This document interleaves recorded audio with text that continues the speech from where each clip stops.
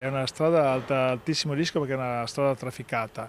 Circa 25-30 anni fa è stata pensata per collegare il nord, era una strada che aveva un suo essere, però da quando è stato fatto il passante di Mestre e da quando la 4 è stata potenziata, questa direttrice verso il nord doveva essere potenziata anche a questo, anche perché a Castelfranco Muore non continua e se nei progetti mettevano anche questa direttrice era indispensabile per il tessuto veneto. 2 morti in un mese, un camionista cinquantenne, Alessandro Berdini, il 10 aprile, Marco Grassetto, coetaneo, poche ore fa.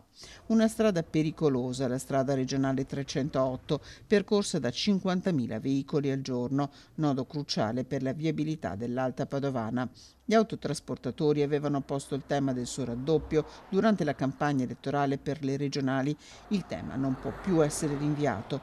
Un'arteria che insiste su vari comuni che hanno imposto paletti al transito dei mezzi pesanti, prosegue Varotto. Anche i comuni che hanno tutti questi divieti sui camion, noi non possiamo correre a ogni comune al suo divieto e cercare di aggirare ogni comune, e quindi per noi è un problema per tutto il tessuto. Capisco che il mezzo pesante è un mezzo grande, è impegnativo e siamo, diciamo, per la nostra grandezza siamo anche prepotenti perché siamo grandi. Un autista, che sono autisti professionali, fanno 100.000 km all'anno, quindi hanno un'esperienza altissima, non sono scappati di casa che si inventano un lavoro. Un'area produttiva fondamentale per il nord-est, l'Alta Padovana, conclude Varotto, con numerose criticità. Il tessuto che parte da Treviso e verso Vicenza sull'Alta Padovana è un tessuto complicato per i mezzi pesanti.